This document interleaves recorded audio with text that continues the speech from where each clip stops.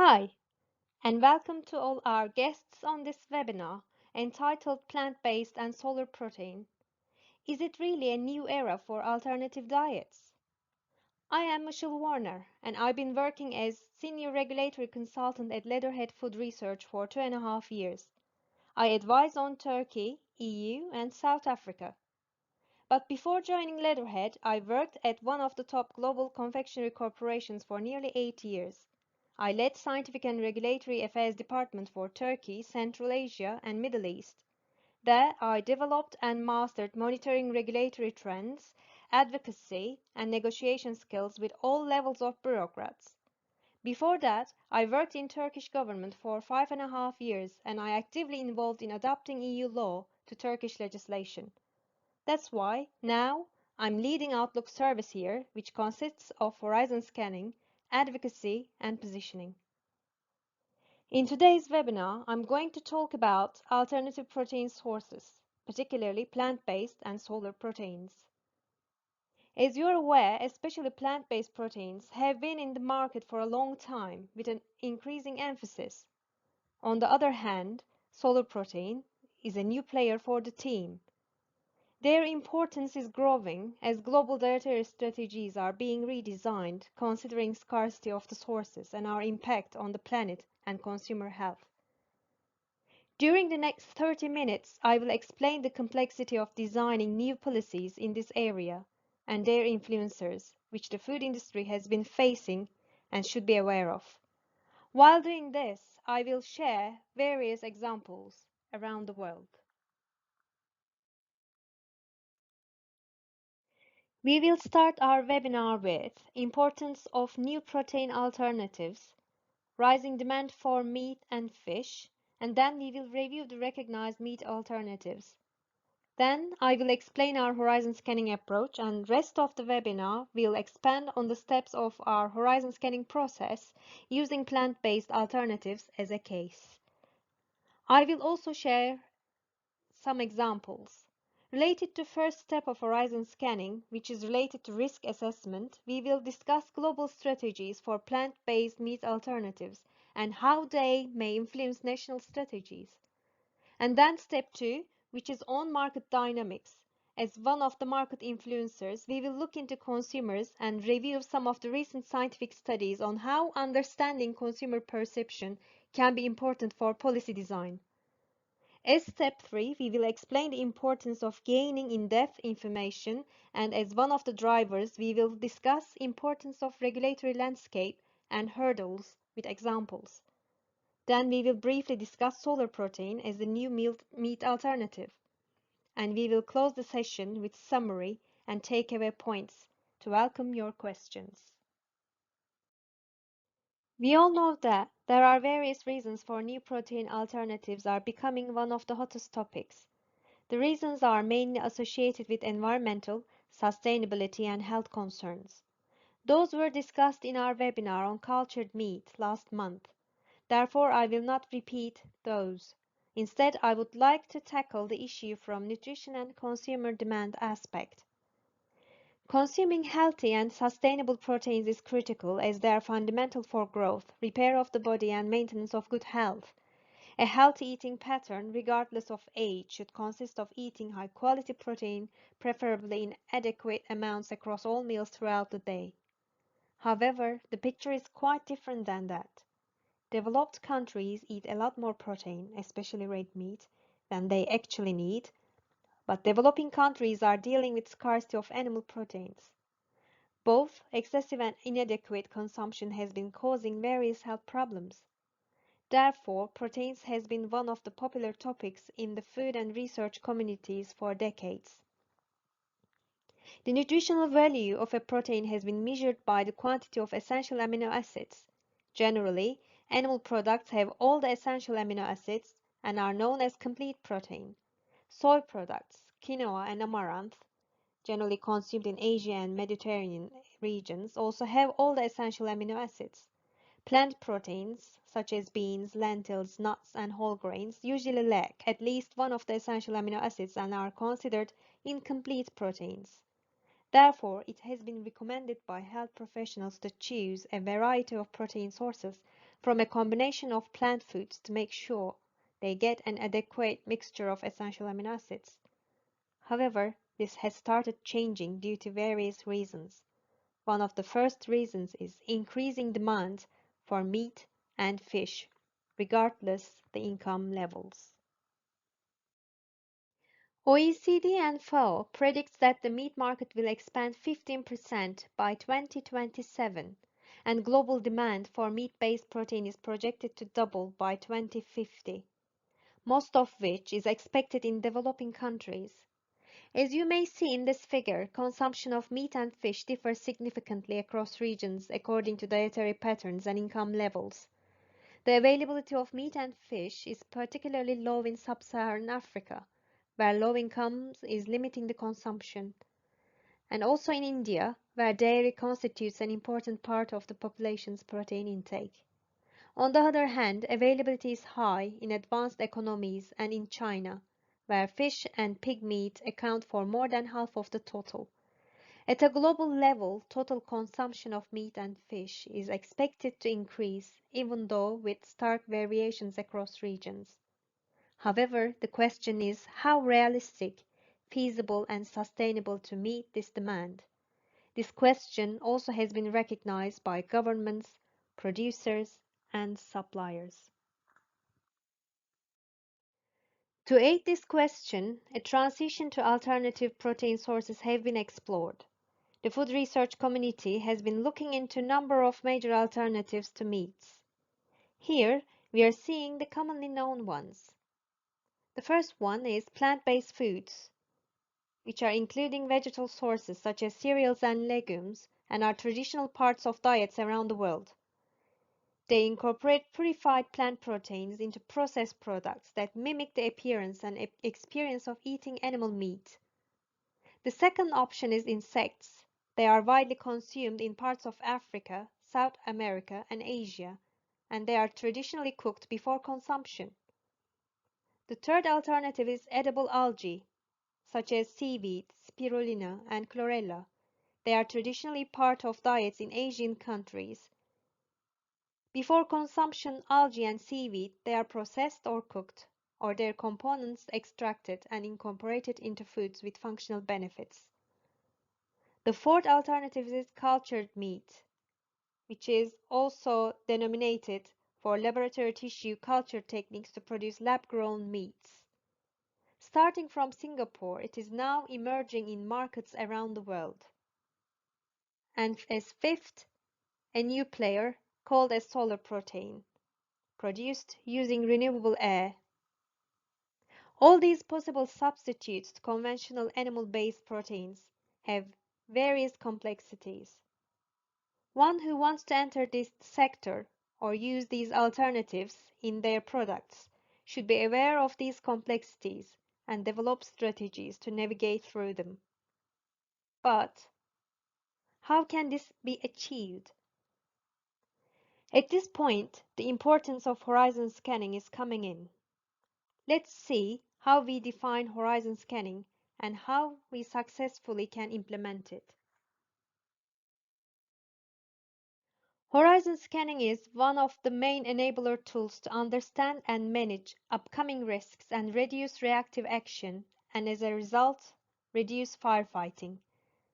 Horizon scanning helps you to gain best visibility at local and international level, and it provides you the understanding of frequency of change, and you can plan your ongoing monitoring schedule.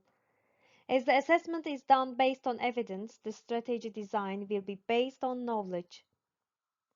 This is ensured by our auditable, evidence-based, and actionable recommendations. I will explain further how we achieve that, and throughout this webinar, we will touch on each step with examples. Our horizon scanning process has a four-step approach. The first step identifies habits and policy-making patterns of authorities, measures industry awareness, and identifies positioning within international regulatory networks. Second step identifies key influencers. Those can be either people or organizations. And the third step extracts information from key influencers. This can be conducted either by desk-based studies or contacting accessible key people to extract further insight and information. And the last step provides you with the conclusions of the market's analysis, and we recommend you actions, influential connections, and stakeholders to collaborate, and we suggest you frequency of monitoring plan. To keep up-to-date business strategies, industry players must monitor and understand ever-shifting regulatory trends, market dynamics, and influencers.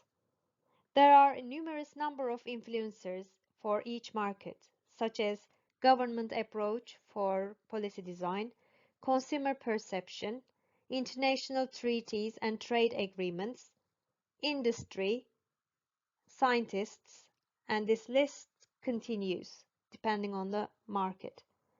And their combinations can yield different results in different markets. In a horizon scanning exercise, we evaluate all possible influencers or the ones you prefer altogether in each step. However, today I will follow a different methodology.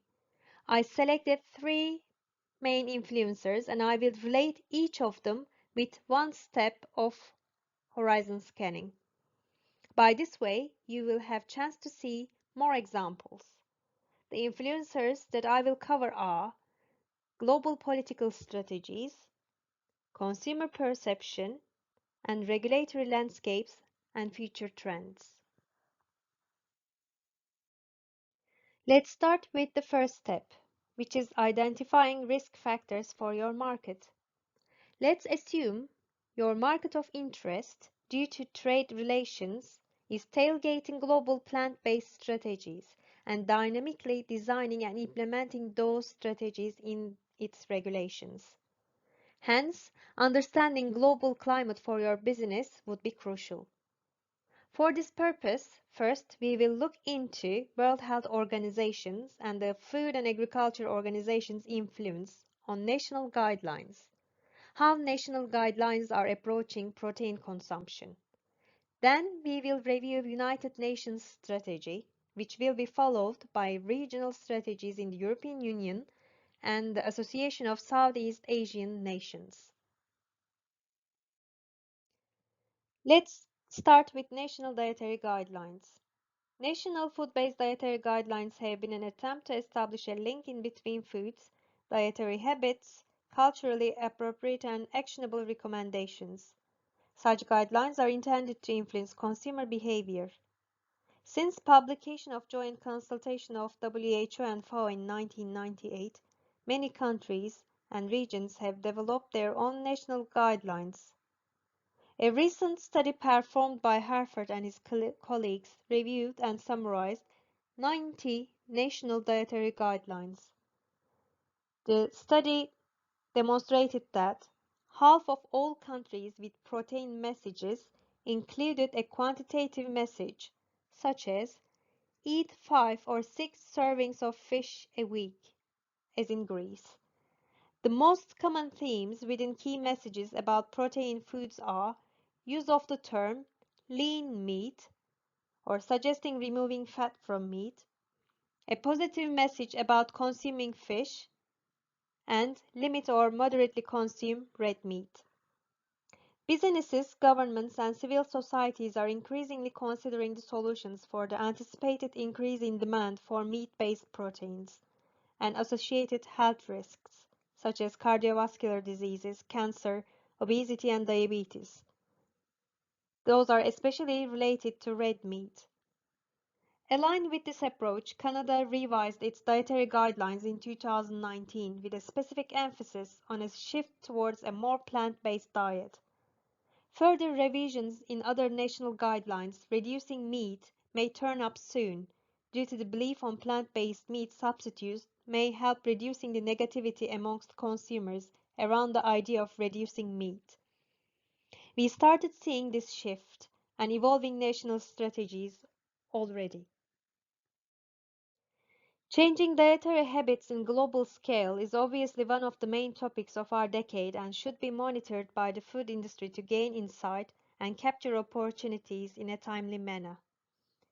This understanding is consolidated by a report recently published by international think tank Chatham House and supported by the United Nations Environment Programme. The report calls on the world leaders for the reformulation of the global food system, especially by changing dietary patterns to reduce food demand and encourage more plant-based diets, with the aim of preserving biodiversity. The report also highlights the reduced incidence of diet-related diseases such as obesity and heart diseases, which are related with high consumption of red and processed meat products. The report defines 2021 as a year of unique opportunity for reconfiguring the food system, with contribution of a series of major international forums and conferences which will take place throughout the year. If you want to keep up to date of these developments and further, please get in touch with me. Our Horizon Scanning service can support you with ongoing monitoring and recommendations for your evolving strategies. On the other hand, as you may all be aware, the European Commission is supporting a shift to plant-based diets in its new Farm to Fork strategy. This strategy aims to achieve a fair, healthy and environmentally friendly food system and is an important component of the European Green Deal. The new strategy cites the impact of food on the climate, reducing obesity rates and cancer prevention as key health reasons why it is necessary for the public to shift to a more plant-based diet. This strategy has various concrete actions to transform the EU's food system by 2030. One of the strategies is moving to a more plant-based diet with less red and processed meat and with more fruits and vegetables. In accordance with the 2050 strategy, DG Sante also developed a food policy strategy for 2020 and 2024 with an emphasis on increasing the availability and source of alternative proteins and meat substitutes. This strategy is being followed amongst EU member states as well, but with national interpretations and policies.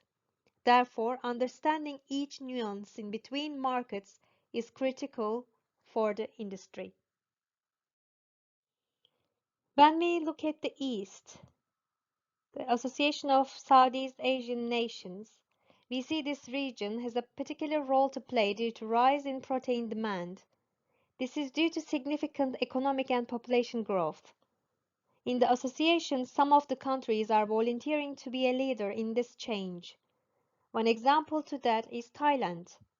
The Minister of Agriculture of Thailand outlined Thailand's ambition to become a hub for plant-based and alternative protein in Asia over the next 10 years.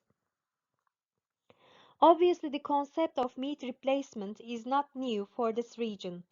However, there are still a number of barriers still needed to be tackled, such as aspiration of meat versus plant, concerns about taste, suspicions about alternative ingredients, or trust for novel processing techniques, as well as adaptation to local food preferences.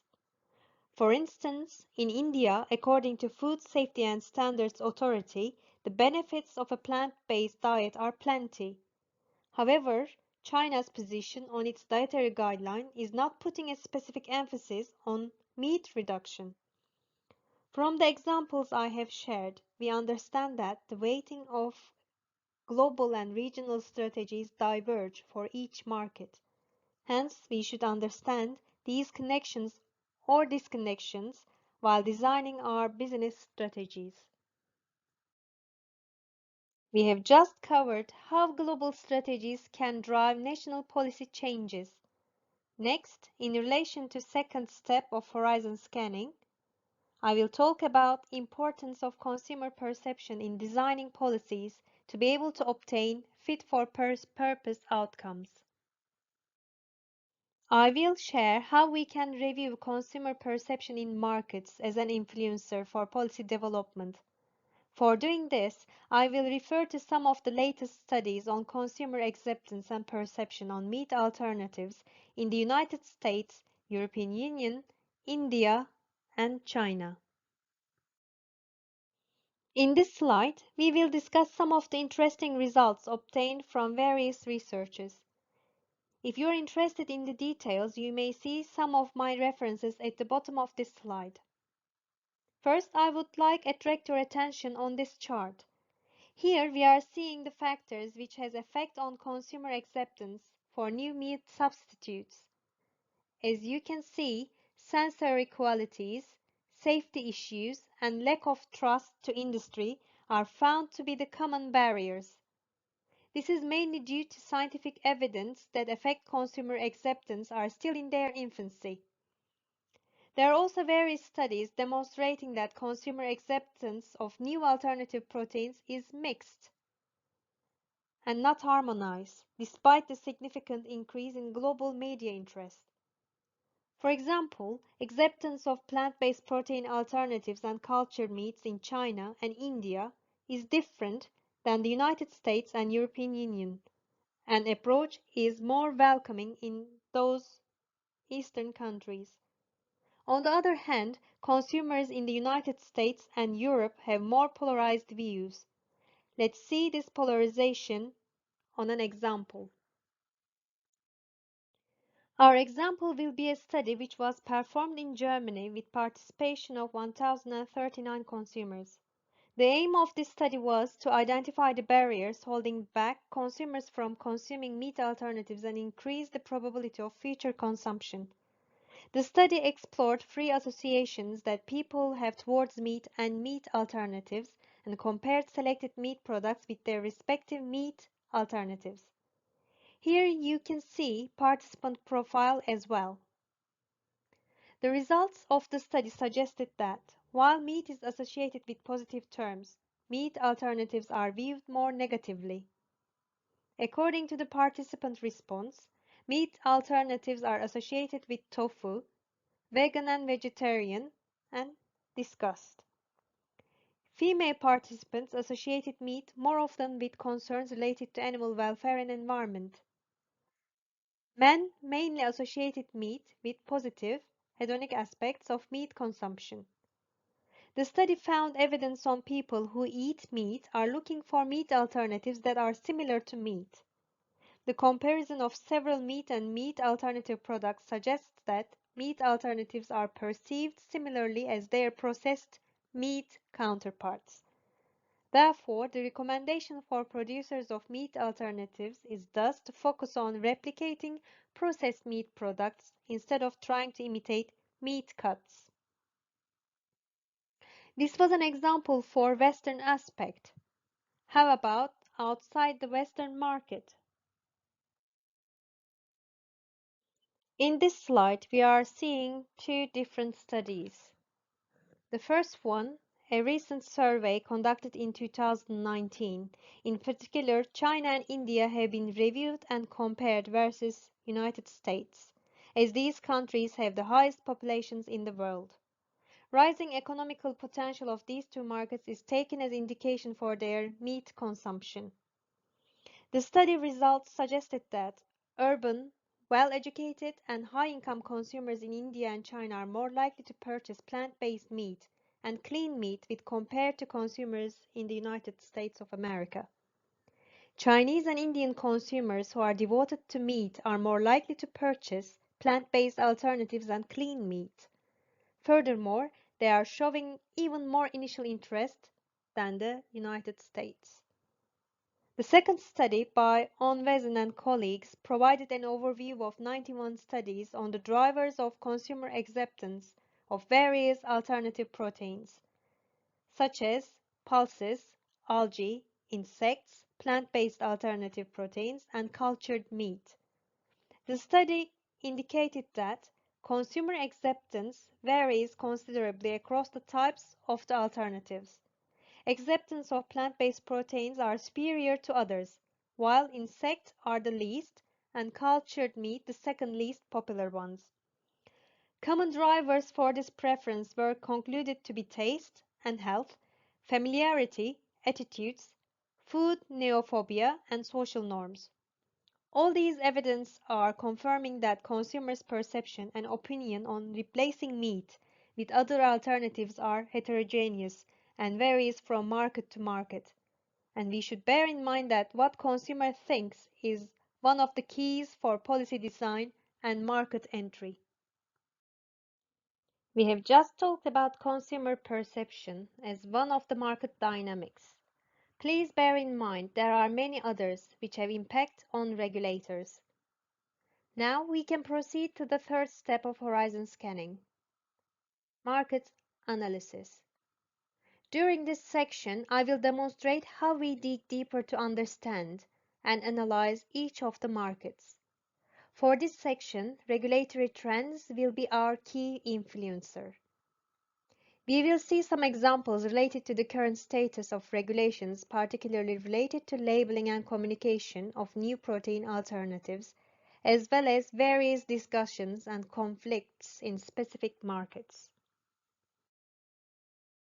Based on our experience, we can say that regulatory landscape for labeling and marketing plant-based meat alternatives is unharmonized, and it seems like it is not going to settle for a while. For a dynamic business strategy, businesses should also consider the current regulatory landscape to identify complications, opportunities, and gray areas, and equally important, insight related to the future trends. In this section, we are going to look at the US, EU, and briefly UK. Let's begin with the United States. In the United States, there is an ongoing policy battle at the federal and state level. In 2019, American Plant-Based Foods Association published the standard for the labeling of plant-based meat alternatives with the consensus of its 160 members. The standard allows manufacturers using qualifiers such as plant-based, vegan, meatless, meat-free, vegetarian, veggie, made from plants. However, in practice, using these descriptors is not that easy as there is an ongoing policy battle at the federal and states level. In December 2019, the Real Meats Act was introduced into Congress. The purpose of the act was to amend the Federal Food, Drug and Cosmetic Act by clearly defining beef and beef products on labels to prevent confusion with plant-based meat alternatives and to help consumers to make informed decisions. Moreover, the Act requires the use of imitation terminology on labels for plant-based meat alternatives. However, this is not being implemented in all states yet, and those which are not applying this Act are under litigation in the courts on the grounds that they break First Amendment rights given under the Constitution. On the other hand, in the EU, the soar of vegetarian and vegan products has created a need for labeling rules for these products. As a result, in 2018, the European Commission approved the mandatory food labeling non-vegetarian, vegetarian and vegan initiative. This initiative proposed mandating the use of pictorial labels on all food products to help vegetarian and vegan consumers to easily identify the products. Currently, there is no legal definition for vegetarian, vegan and plant-based food in the EU, and labeling of such alternatives has never been that much topical. In October 2020, the European Parliament rejected the veggie burger ban and adopted the Amendment 171 to further restrict the use of dairy terms for plant-based alternatives. The amendment was not welcomed by many, as the restriction would mean terms like vegan cheese, like milk, would not be allowed for dairy-free alternatives. There have been strong advocacy initiatives both from the industry, NGOs, and consumers, and finally, recently the amendment has been silently dropped by the European Parliament. In addition to these discussions, there are other complications with respect to product definition, which is related to interpretation of plant-based terminology. As you know, plant-based is not lawfully defined in the EU and therefore there is no harmonized understanding in the Union. For example, in Luxembourg, when plant-based term is used, not all ingredients are expected to be of plant origin. However, the consumer can expect the majority of the ingredients to be of plant origin, and quit would be necessary for these ingredients. On the other hand, Denmark assesses the use of term on case-by-case basis, and primarily the product should mainly be based on plant material. But also if a product labeled as plant-based, ingredients of animal origin will most likely be found misleading. If you would like to learn more about regulatory divergences and future trends, please feel free to get in touch with me. In this slide, I would like to talk about another dimension. In January of this year, the European Union Parliament gathered to debate the Farm to Fork strategy, where the Commission proposed to reduce VAT tariffs on organic fruit and vegetables to 0%. To offset this change, True Animal Protein Price Coalition proposed a higher VAT on meat. The coalition expects this will bring a 70% reduction in meat consumption.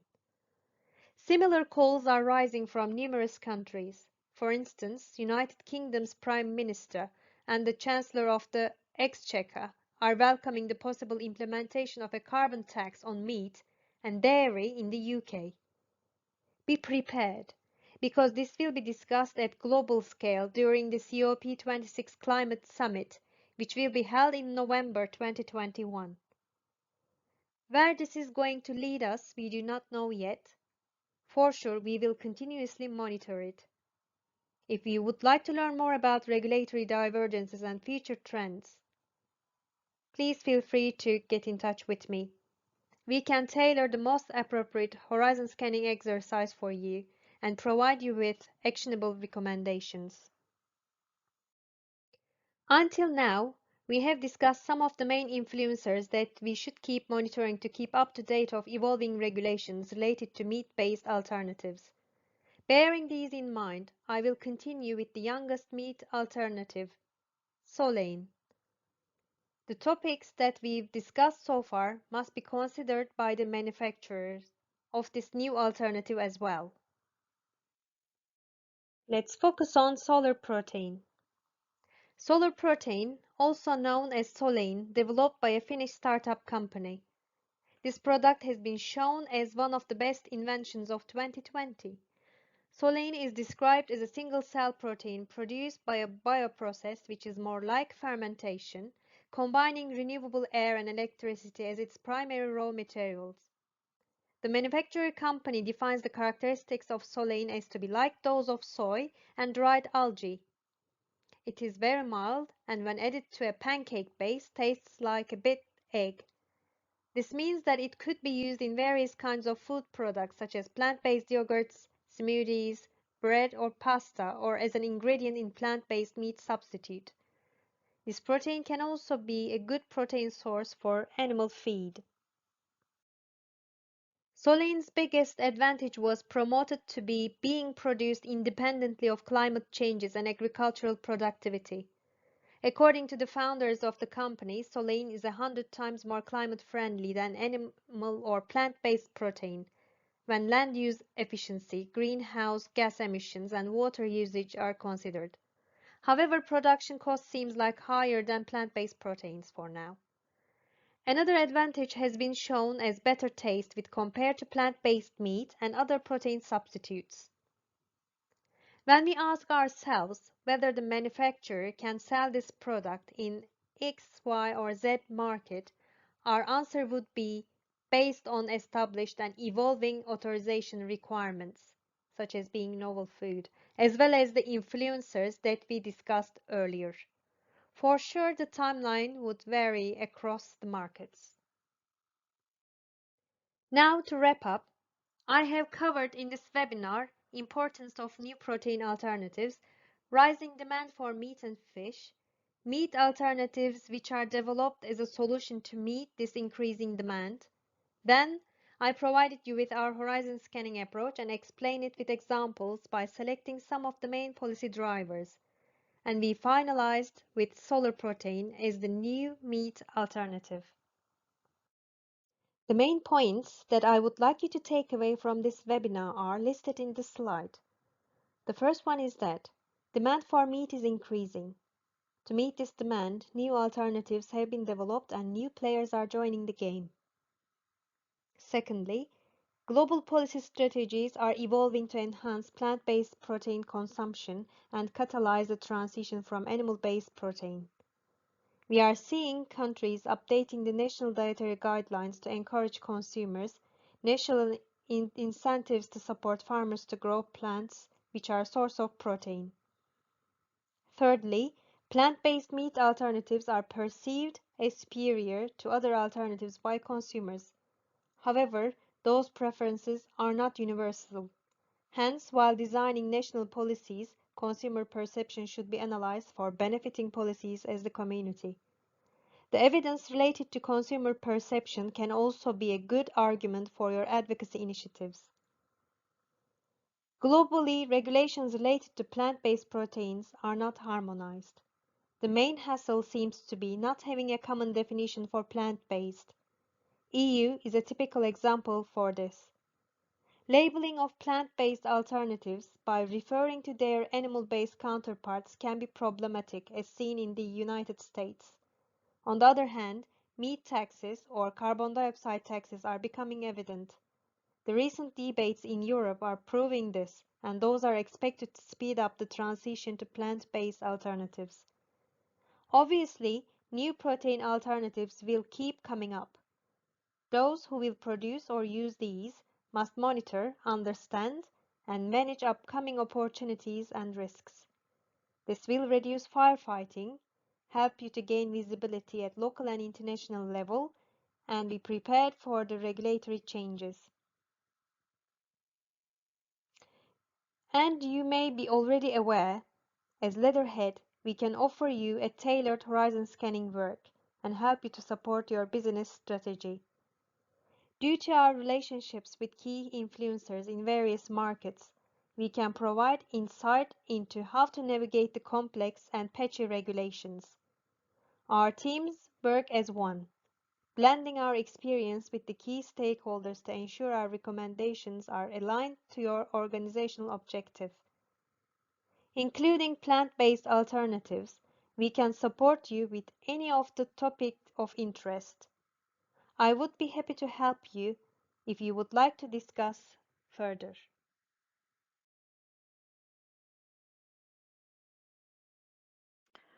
Wonderful. Thank you very much, Ishul. That was a very insightful webinar. Just to introduce myself, I'm Jenny Arthur. I head up the membership team here at Leatherhead. And if you have any questions or queries about your membership, do email membership@leatherheadfood.com. And the address is on the slide in front of you. And if you would like to get more details on anything that is in the webinar, or you'd like to discuss anything with Ishul, her email address is there as well. Also, I just wanted to remind you that there is the chat box, and what you can do is pop in a question there. We will try to answer all the questions, but if we don't get a chance to answer them all, what we will do is get in contact with you, with the people who've answered the questions. A copy of the recording will be available, so the slides and a recording will be available, and it will be sent to you at the end of probably beginning of next week now. And also, if you want to share it with anybody within your organization, that's fine as well. Okay, so Ishul, we've got a question here. You mentioned about Amendment 171 in the EU. If it's passed, how will it affect the plant-based dairy alternative industry? Good God, it's been really hot topic this year, and if it passed, it would prohibit various things which has been common implementation within the industry, such as it would prohibit familiar packaging formats, such as carton of plant-based milk or a block of plant-based margarine, and also visual depictions of plant-based foods if they could be concluded to be evoking or imitating dairy. For example, when we go to supermarket, we are seeing examples like flowing milk visuals on plant-based dairy alternatives. That type of examples would not be able to continue if it passed. Another limitation or prohibition would be related to science-based claims communication, which are comparing plant-based to dairy products across all communications. Even this would include, for example, carbon footprint. That type of comparison even would be prohibited. And another thing would be allergen information on alternative products. A format such as does not contain milk would be again not allowed. And one last thing, I think I mentioned it during the presentation, descriptive marketing terms such as yogurt-like or buttery would not be allowed. I think this would change a lot of things. Okay, thank you very much for that clarification. Got another question here. What do you think the timeline will be for a meat tax? I think it is at its infancy at the moment, and we are not at the place to anticipate the timeline. The matter of fact that when I checked the recent news, I realized that also now in the UK they decided to put it on hold, this consideration.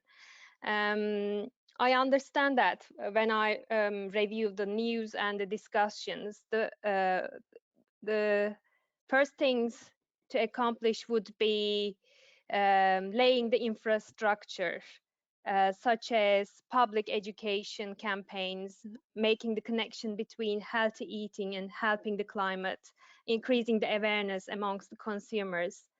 Also, I know that at the background, governments are conducting research on the impact of reduction of meat consumption.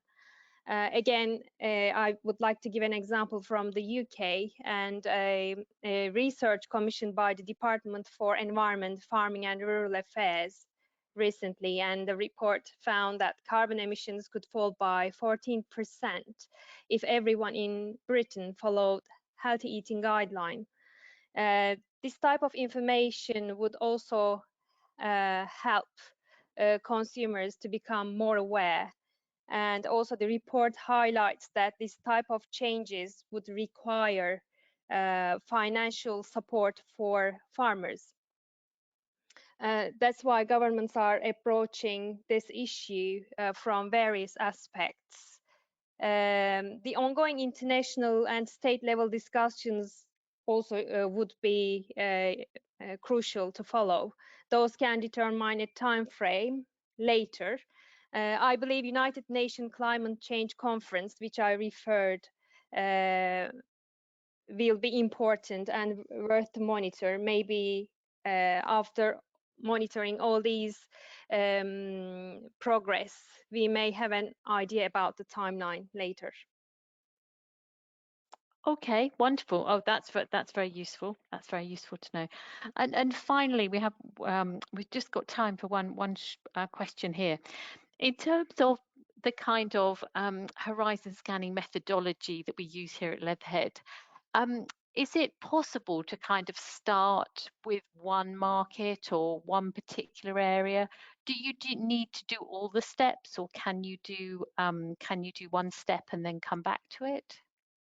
Actually, it can be start with just one market, yes. It depends on your priority markets. If you would like to take a market as a pilot and start from there, and it is the critical key market for you, and based on the success of this market, if you're planning to expand, yes, it makes sense. And when we come to the second question, all steps of horizon scanning should ideally be followed because they are all interlinked to each other. Because in the first stage, we are understanding how governments act, whether they change regulations, for example, often or once in 10 years, whether there is ongoing discussions, whether the industry is aware of discussions or not. All these factors create a risk factor for decision making. And again, we would need to keep stage 2, where we look into key influencers, and influencers would be different for each market, and weightings would be different. For example, in one market like China, government would be the driving force, but when we look at Canada, we see more participative policy making process. So understanding these influencers is important. Who are the influencers? Which organizations are the drivers? And the third stage, again, based on the information we gather from step 1 and 2, the stage we look into information and insight further, so we know where to look, whom to get in touch, and which questions to ask. By this way, we can obtain the critical information for you and provide you the recommendation. Okay. Lovely. Well, thank you very much for that, Işıl. If you've got any more questions or queries, please do get in touch. And the other questions that we've received, we will be getting in touch with people about those. Just a reminder that our regulatory day will be online again this year on the 15th of September. It will run from 1 to 4 UK time, and there will be 3 webinars, one on the impact of the nutrition and health agenda on global regulations, GB regulations, and sustainability and global regulations. We'll be doing 3 webinars with question and answer sessions, and we will have a networking session as well. So thank you very much for joining us today on the webinar, and goodbye.